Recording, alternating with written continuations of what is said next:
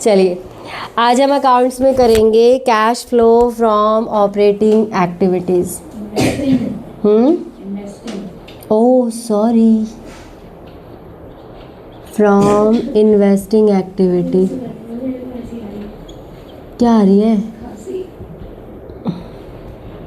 बस पढ़ाई ना आती, बाकी सब आ जाए है।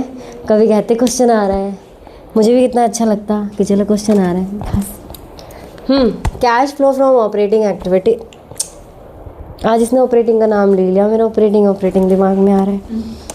Cash flow from investing activities. Investing activities का मतलब है कि फिक्स्ड एसेट की परचेज और sale, purchase and sale of fixed asset.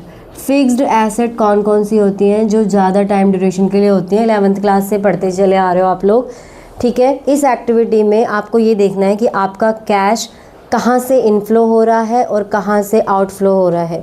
Inflow कहाँ से होगा? जब आप किसी भी एसेट की सेल करेंगे तो वहाँ पे क्या होगा? कैश का इनफ्लो, मतलब कैश हमारे पास आ रहा है।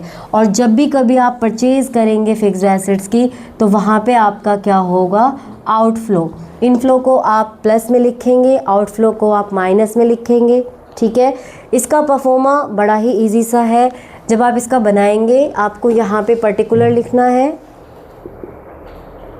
पर्टिकुलर लिखना है। इधर आपका डिटेल रहेगा अगर कोई प्लस माइनस करना है, नहीं तो यहाँ पे अमाउंट। कुछ स्कूल में ऐसे करवा देते हैं, अदरवाइज़ आप डायरेक्टली अमाउंट का भी कर सकते हैं, ठीक है। कौन कौन सी चीज़ें आती हैं? परचेज ऑफ फिक्स्ड एसेट, यह आपकी ब्रैकेट में रहेगी, ठीक है। आपका जो सेल रहेगा, सेल ऑफ फिक्स्ड एसेट,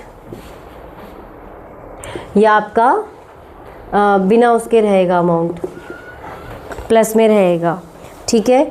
अगर आपका वो आ रहा है, क्या नाम है, डिविडेंड रिसीव्ड हो रहा है आपको। डिविडेंड क्या होता है मुझे बताने की ज़रूरत है? सबको पता है डिविडेंड क्या होता है? जब भी हम कहीं पे इन्वेस्टमेंट करते हैं तो प्रॉफिट का शेयर जो मिलता है वो डिविडेंड, मतलब आपने इन्वेस्टमेंट किया है। अगर आपका इन्वेस्टमेंट है तो भी आपका यहाँ पे प्लस में आएगा। अगर आपने इन्वेस्टमेंट को सेल किया है, इन्वेस्टमेंट तो आपका बिल्कुल एकदम एसेट की तरह ही ट्रीट होता है। अगर सेल किया है तो प्लस में जाएगा, परचेज़ किया है तो माइनस में जाएगा। एक चीज़ बस आपको किसकी तरफ ध्यान देना है? Goodwill, goodwill. अच्छा, अब एक चीज़ और, यहाँ पे उसने इस दिन क्वेश्चन पूछा था, हमें कैसे पता चलेगा कि हमने एसेट को परचेज़ किया या सेल किया है? तो आपको बैलेंस शीट दी होगी और बैलेंस शीट में आपको 2 ईयर का दिया होगा। जो बैलेंस शीट आपको दी होगी ना, उसमें ऐसे 2 ईयर का दिया होगा, 2023, 2024 या फिर 24-25, एनी 2 ईयर का दिया होगा। तो आपको ये देखना है कि आपके पास 2023 में क्या थी, 2024 में क्या एसेट रही है। बैलेंस शीट में जो नॉन करंट एसेट्स का कॉलम रहता है, वहाँ पे आप देखेंगे कि आपका कैसे रहा है, बढ़ रहा है या घट रहा है। मान लीजिए बढ़ रहा है तो इसका मतलब आपने परचेज, प्रीवियस करेंगे या प्रीवियस माइनस करेंगे? करंट माइनस प्रीवियस कर लो। अगर करंट वाला ज़्यादा है इसका मतलब आपने परचेज किया है, करंट वाला कम है, आपको कैसे पता चलेगा? देखो ये है करंट ईयर, है ना, तो current year is greater than previous year. तो क्या किया है आपने? आपने किया है परचेज। क्या किया है? परचेज। और अगर आपका, गुडविल बाद में लिख दूंगी, अगर आपका current year is smaller than previous year तो आपने किया है सेल। मतलब मान लीजिए यहाँ पे आपका 5 लाख है और यहाँ पे आपका 10 लाख है, तो पता चल रहा है ना कि आपने 5 लाख की मशीनरी खरीदी है। लेकिन अगर आपका यहाँ पे 5 लाख है और यहाँ पे 3 लाख हो गया, इसका मतलब आपने बेची है। ये तब है जब कोई एडजस्टमेंट ना दी हो, ठीक है। अब इसमें गुडविल का लेकिन आपको देखना है, गुडविल भी आपकी एक इनटेंजिबल एसेट है। तो अगर आपकी गुडविल इंक्रीज हो रही है ना, अगर आपकी गुडविल क्या हो रही है? इंक्रीज हो रही है। इंक्रीज कब होगी? जब current year minus previous year, मतलब करंट ईयर ज़्यादा होगा, तो उस टाइम आपने उसको क्या किया है? परचेज किया है। परचेज किया है तो ब्रैकेट में आप उसकी अमाउंट लिखोगे, है ना। लेकिन अगर गुडविल क्या हो रही है, यहाँ नोट में लिख दे रही हूँ मैं, अगर गुडविल डिक्रीज हो रही है, क्या हो रही है, गुडविल डिक्रीज, मतलब current year is smaller than previous year, है ना, प्रीवियस ईयर का बड़ा है और करंट ईयर का छोटा है, तो इसका मतलब क्या है, आपकी गुडविल डिक्रीज हो रही है। तो उसका मतलब जैसे यहाँ पे मैंने बताया, उसका मतलब क्या है, सेल। लेकिन यहाँ पे इसका मतलब सेल नहीं होता, यहाँ पे इसका मतलब होता है एमोर्टाइजेशन, और ये एमोर्टाइजेशन यहाँ पे नहीं आता है। गुडविल सेल नहीं होती है, गुडविल सिर्फ परचेज हो रही है। अगर बढ़ रही है करंट ईयर तो इसका मतलब परचेज हो रही है, तो आप लिखेंगे, सेल है तो आप नहीं लिखेंगे। बात समझ में आ गई, ठीक है, ओके। लेकिन कई बार क्या होता है, फिक्स्ड एसेट में कुछ पार्ट ऐसा होता है, जो हम 5 लाख की मशीन है, उसमें से हमने सिर्फ 50,000 की मशीन बेच दी, हमें एडजस्टमेंट दिया होगा, एसेट पे डेप्रिसिएशन भी लगता है ना, उसका भी हम मेंटेन करते हैं। डेप्रिसिएशन के लिए प्रोविज़न भी बनता है, एक्यूमुलेटेड डेप्रिसिएशन जिसको कहते हैं। अब उसका क्या करेंगे, तो उसके लिए हमें बनाने हैं 2 अकाउंट, ठीक है। अकाउंट कौन कौन से बनाने हैं, यहीं साइड में बनवा दूँ, दिख रहा है इधर साइड का। तो सबसे पहले हमें बनाना है fixed asset account. Fixed asset account यानी कि जो भी आपका मशीनरी है तो मशीनरी, बिल्डिंग है तो बिल्डिंग, फर्नीचर है तो फर्नीचर, पेटेंट्स है तो पेटेंट्स, इन्वेस्टमेंट है तो इन्वेस्टमेंट, कोई भी अकाउंट बनाओगे तरीका उसका बनाने का यही होगा। कैसे बनेगा, सबसे पहले आप इसका परफॉर्मा बनाएंगे, पर्टिकुलर अमाउंट, पर्टिकुलर अमाउंट। ये पौधा तो नहीं आ रहा, नहीं आ रहा है थोड़ा सा। चलो बच्चे उधर चलो, अरे जा भाई, रुक जा, इसको इस पौधे के साथ अटका दूं। अरे यहीं आ रहा है, इसको घुमा, अब ठीक है, तुम भी घूम जाओ। चल अब हम इसमें क्या क्या लिखेंगे, तो देखिए आपको 2 साल का दिया होता है ना, तो एक आपका ओपनिंग बैलेंस, एक आपका क्लोजिंग बैलेंस। प्रीवियस ईयर का होता है ओपनिंग बैलेंस, करंट ईयर का होता है क्लोजिंग बैलेंस, इतना याद रहेगा। तो सबसे पहले फिक्स्ड अकाउंट में आप यहाँ पे लिखेंगे टू बैलेंस BD, और यहाँ पे आप, हाँ मैं यहाँ लिखती हूँ ओपनिंग बैलेंस, ओपनिंग बैलेंस यानी कि प्रीवियस ईयर। मैंने साथ में PY जहाँ भी लिखूंगी उसका मतलब वो प्रीवियस ईयर। तो to balance BD, opening balance previous year. पूछना तुषार कुछ? हाँ, पूछो। इसमें लिखा हुआ है 6% इन्वेस्टमेंट 5 लाख, हाँ और नीचे लिखा हुआ है इन्वेस्टमेंट मेड ऑन 1 जुलाई। हाँ, तो 1 जुलाई से देखो 9 महीने हो गए, इन्वेस्टमेंट पे 5% का 6% का इंटरेस्ट निकालो 9 महीने का, और उसको प्रॉफिट एंड लॉस अकाउंट के क्रेडिट में लिख दो, बाय करके, बाय इंटरेस्ट और इन्वेस्टमेंट, बैलेंस शीट में इन्वेस्टमेंट में ऐड कर देना, ठीक है, प्रीवियस ईयर का। और इधर आप लिखेंगे बाय बैलेंस CD, यहाँ पे आपका क्लोजिंग बैलेंस आता है, वो होता है आपका करंट ईयर का, ठीक है। यहाँ तक की बात समझ में आ गई, ठीक है। अगर मशीन आप कोई सेल कर रहे हैं, कोई भी मशीन आप सेल कर रहे हैं, तो आप यहाँ लिखेंगे by bank account, by bank account, और यहाँ लिख देंगे ब्रैकेट में सेल।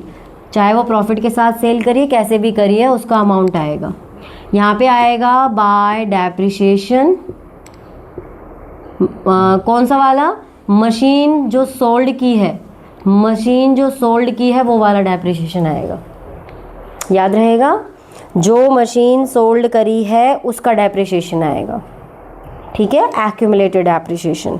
और अगर आपका मशीन बेचने पे लॉस होता है, by loss on machine sold, अगर आपने कोई मशीन बेची है और उस पर आपको होता है लॉस, तो वो लॉस आएगा। और लेकिन अगर उस पर गेन हो रहा है तो वो गेन आपका यहाँ आएगा, गेन ऑन मशीन सोल्ड। अगर दोनों में से एक ही होगा, या तो प्रॉफिट होगा या लॉस होगा, ठीक है। फिर आप निकालेंगे इसका बैलेंस, इसका निकालेंगे आप बैलेंस, और जो इसका बैलेंसिंग फिगर होगा वो आपका यहाँ निकलेगा to bank account balancing figure, और ये होगी आपकी परचेज ऑफ दैट एसेट। अब समझ में आया?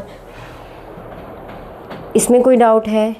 नहीं है। अगर इस साइड आएगा तो वो सेल होता है, वैसे आएगा नहीं लेबर, वो सेल ही होता है।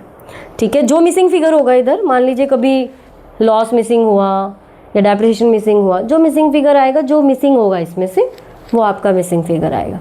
अब इसमें एक चीज़ और है जो मैंने उस दिन नहीं बताई थी क्लास में, क्या? एक्यूमुलेटेड डेप्रिसिएशन भी कई बार आपका यहाँ दे देते हैं नोट टू अकाउंट्स में। हर जो भी फिक्स्ड एसेट्स होती है ना, उनके ऊपर हम प्रोविज़न तो बनाते हैं ना, हर फिक्स्ड एसेट्स का हम प्रोविज़न बनाते हैं, तो उसके लिए भी हमें क्या करना पड़ेगा? प्रोविज़न फॉर डेप्रिसिएशन अकाउंट बनाना पड़ेगा।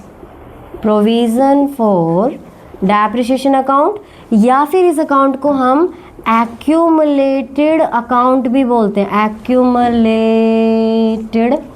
डेप्रिसिएशन अकाउंट भी बोलते हैं। ठीक है, परफॉर्मा इसका सेम यही रहेगा, पर्टिकुलर अमाउंट। अब हम इसको बनाएंगे कैसे? प्रोविज़न फॉर डेप्रिसिएशन किस नेचर का रहता है? जैसे मशीनरी अकाउंट डेबिट नेचर की है, प्रोविज़न किस नेचर का है? क्रेडिट नेचर का, है ना? सेम है आप लोगों का 11th का यही, और यही आएगा 12th में, तो इसको अच्छे से कर लेना। क्रेडिट नेचर का है तो इसका ओपनिंग बैलेंस यहाँ आएगा, बाय बैलेंस BD, यहाँ पे आएगा ओपनिंग बैलेंस। ओपनिंग बैलेंस बोले तो कौन सा वाला? प्रीवियस ईयर वाला। ठीक है, तो यहाँ आ गया ओपनिंग बैलेंस, और इस तरफ आ जाएगा to balance CD, closing balance. आ रहा है? नीचे तक का आ रहा है? आ रहा है? वीडियो में आ रहा है? हाँ, क्लोजिंग बैलेंस करंट ईयर का। तो ये सबसे पहले हमने यहाँ लिख दिया, ओके, एक्यूमुलेटेड का। उसके बाद आपको क्या करना है? करंट ईयर का डेप्रिसिएशन। देखिए, दो डेप्रिसिएशन दिए होंगे, करंट ईयर का डेप्रिसिएशन दिया होगा, या फिर जो मशीन सोल्ड करी है उसका डेप्रिसिएशन दिया होगा। आपको एडजस्टमेंट पे ध्यान देना है कि या तो पूरा डेप्रिसिएशन दिया होगा करंट ईयर का, या फिर डेप्रिसिएशन दिया होगा जो मशीन बेची है उस पर। तो जो मशीन बेची है उसका डेप्रिसिएशन दिया होगा, तो वो आपने लिखा यहाँ, और लिखना है आपको यहाँ। ठीक है, और अगर पूरे साल का उसका दिया हुआ है, फिक्स्ड एसेट्स का डेप्रिसिएशन दिया हुआ है, तो आपको यहाँ पे लिखना है बाय डेप्रिसिएशन करंट ईयर। ये पूरी मशीन का डेप्रिसिएशन होगा, पूरे फिक्स्ड एसेट का डेप्रिसिएशन होगा ये। तो इधर आता है पूरी मशीन का डेप्रिसिएशन, जब भी मैं मशीन बोल रही हूँ इसका मतलब फिक्स्ड एसेट है, फिक्स्ड एसेट का डेप्रिसिएशन, और यहाँ पे आएगा to depreciation on asset sold, जो हमने एसेट सोल्ड किया है उसका डेप्रिसिएशन। ठीक है, अब इसमें क्या होगा? आपको क्लोजिंग और ओपनिंग बैलेंस तो दिया होगा, इन दोनों में से एक चीज मिसिंग होगी। ठीक है, अगर ये मिसिंग, दो डेप्रिसिएशन मतलब एक अकाउंट में दो आएगा। नहीं, आप समझे नहीं, इन दोनों में से एक दिया होगा और एक नहीं दिया होगा। तो अगर आपको पूरे साल भर का डेप्रिसिएशन करंट ईयर का दिया है, लेकिन आपको तो ये वाला डेप्रिसिएशन चाहिए ना यहाँ लिखने के लिए, है ना? तो कई बार ये निकालने के लिए हमें पहले ये अकाउंट बनाना पड़ता है, तो ये आपका बैलेंसिंग फिगर आ जाता है। तो ये जो बैलेंसिंग फिगर आएगा यही उठ के यहाँ जाएगा। ठीक है, तो क्वेश्चन में आपको ध्यान से देखना है कि जो हमने मशीनरी सोल्ड की है उसका डेप्रिसिएशन दिया हुआ है या पूरी ही मशीन का डेप्रिसिएशन दिया हुआ है। ठीक है, अगर पूरे का दिया हुआ है करंट ईयर का और एक्यूमुलेटेड डेप्रिसिएशन का अकाउंट दिया हुआ है, अगर एक्यूमुलेटेड आपको ओपनिंग और क्लोजिंग बैलेंस दिया है, आपको ये बनाना ही पड़ेगा, क्योंकि ये वाला जो डेप्रिसिएशन होता है ना, ये जाता है ऑपरेटिंग अकाउंट में, ऑपरेटिंग एक्टिविटी में, और ये वाला जो हमने सोल्ड किया है, ये जाता है हमारा फिक्स्ड एसेट अकाउंट में। तो वो पहले बनता है? कौन सा पहले बनता है बेटा? भले ही ये पहले बन जाए, कोई फ़र्क नहीं पड़ता। अगर क्वेश्चन में आपको जो मशीन बेची है उसका डेप्रिसिएशन नहीं दिया है ना, और लेकिन क्वेश्चन में आपने वो जो पूरा बैलेंस शीट देखा, नोट टू अकाउंट्स देखा, वहाँ पे आपको ये provision for depreciation, accumulated depreciation ये वर्ड है, उसका करंट ईयर और प्रीवियस ईयर दे रखा है और एडजस्टमेंट में कहीं ना कहीं उसका डेप्रिसिएशन दे दिया पूरे का, तो आपको बेटा ये बनाना ही पड़ेगा। तो इसका ये जो बैलेंसिंग फिगर आएगा ये यहाँ पे जाएगा। तो इसमें क्वेश्चन में बस यही चीज़ ध्यान देनी है कि जो डेप्रिसिएशन गिवन है मशीन का वो कौन सा वाला गिवन है, सोल्ड वाला गिवन है या फिर पूरी मशीन का गिवन है। अब जहाँ भी मैं मशीन बोल रही हूँ उसका मतलब एसेट है, मशीन बोलने में इजी लग रहा है इसलिए मशीन बोल रही हूँ। बात समझ में आई? तो ये हर क्वेश्चन में आपको ध्यान देना पड़ेगा कि हमें कौन सा डेप्रिसिएशन गिवन है, बस यही इसका एक ध्यान देने वाली चीज़ है। बाकी तो फिर इस क्वेश्चन में कुछ भी नहीं है, इन्वेस्टिंग एक्टिविटी बहुत अच्छे से निकल जाती है। ठीक है, कहोगे तो मैं दोबारा भी फिर बता दूंगी। अभी समझ में आया? नहीं आया? अच्छा, फिक्स्ड एसेट अकाउंट समझ में आया? एसेट अकाउंट कैसे बनता है, यहाँ पे कौन सा डेप्रिसिएशन लगता है वो समझ में आया? और अगर क्वेश्चन में वो दिया ही ना हो तो आपको निकालना पड़ेगा। प्रोविज़न क्रेडिट नेचर का होता है, तो ओपनिंग क्लोजिंग बैलेंस आप इधर लिखेंगे।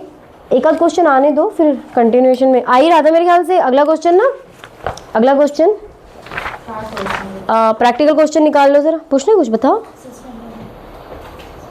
सेम वैसे जैसे अभी थोड़ी देर पहले बताया।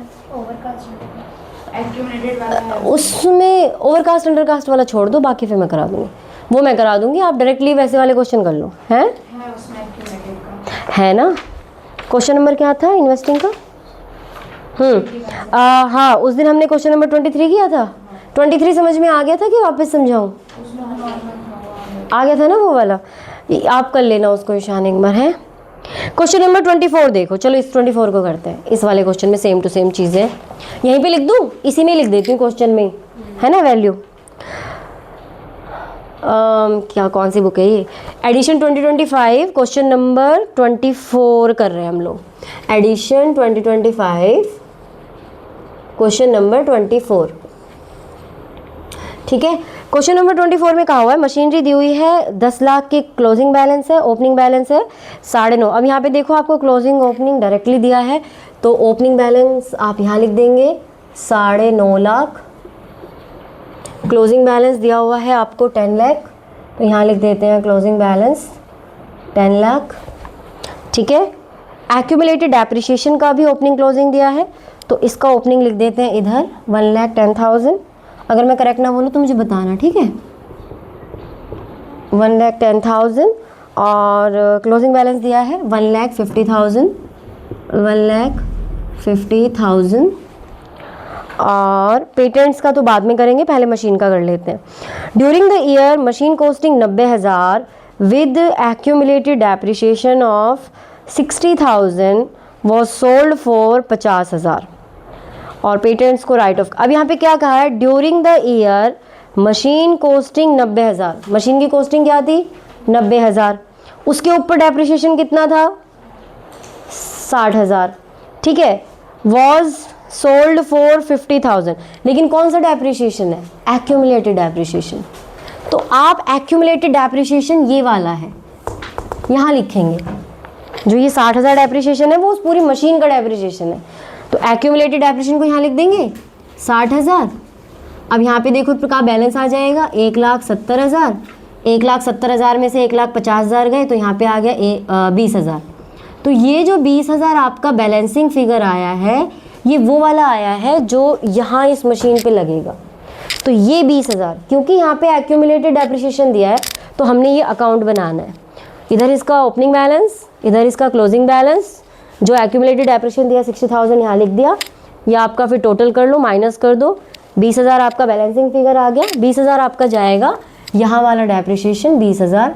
और कितने में बेचा है? 20,000 का डेप्रिसिएशन है, 90,000 की मशीन थी, 90 में से 20 गए 70। 70 वाली चीज़ को हमने कितने में बेचा है? 50,000 में। तो यहाँ पे आप लिख देंगे 50,000 और आपको लॉस कितने का हो रहा है?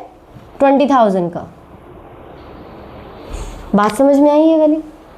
हमें कब पता चलेगा कि अकाउंट में डालना है? हाँ, जब आपको एक्यूमुलेटेड का क्लोजिंग ओपनिंग बैलेंस दिया है और आपको एक्यूमुलेटेड डेप्रिसिएशन दिया है, तब आपको अकाउंट बनाना पड़ेगा। हाँ, ये तो बनाना ही है। अगर आपको क्वेश्चन में साफ दिया हुआ है कि एक मशीन, ये अगर इसमें ये लिखा होता 90,000 costing machine including depreciation thereon तो इसका मतलब वो इसी मशीन का डेप्रिसिएशन है, तो फिर हमें वो डायरेक्टली डेप्रिसिएशन यहाँ लिख देना था, लेकिन यहाँ पे एक्यूमुलेटेड दिया है तो हमें ये बना के, तो ये वाला बैलेंसिंग फिगर आया, इसको वहाँ लेके जाएंगे। तो बेचा कितने में है हमने? 50,000 में। मशीन की कॉस्ट क्या थी? 90 में से 20 डेप्रिसिएशन हटा दो, क्या कॉस्ट बची? 70 की मशीन को हमने 50 में बेचा है, 20,000 का हमारे पास लॉस आया है। अब आप इसको माइनस वो कर देंगे, टोटल 50, 40, 90, 10,90,000 और उसमें से माइनस कर देंगे 9.5 लाख। 10,90,000 में से 9.5 लाख, 1,40,000। तो यहाँ पे आपका परचेज आ गया है 1,40,000 का, तो 10,90,000। तो जो परचेज करी आपने मशीनरी की वो यहाँ पे लिख देंगे 1,40,000। सेल करी है आपने कितने की? 50,000 की, यहाँ लिख देंगे 50,000, ठीक है। और इसके बाद पेटेंट्स भी हैं इसमें, तो patents return of 50,000 while a part of patents were sold at a profit of 40,000। 50,000 patents तो राइट ऑफ करने, तो इसमें आपको पेटेंट्स अकाउंट भी बनाना पड़ेगा। इसमें आपको क्या बनाना है? पेटेंट्स अकाउंट बनाना है। बनाओ फटाक से, इजी थोड़ा है, इजी तो है, कुछ बेकार नहीं है। ओपनिंग क्लोजिंग बैलेंस थोड़ी है। दिया तो है पेटेंट्स का, ये छोटा सा है ना। बनाओ, इतने में वीडियो पॉज करती हूँ, फटाक से बनाओ, फिर उसके बाद मैं बताऊँगी। तो ऑपरेटिंग होगा। अरे मैं इतने इनको बता दूँ ना।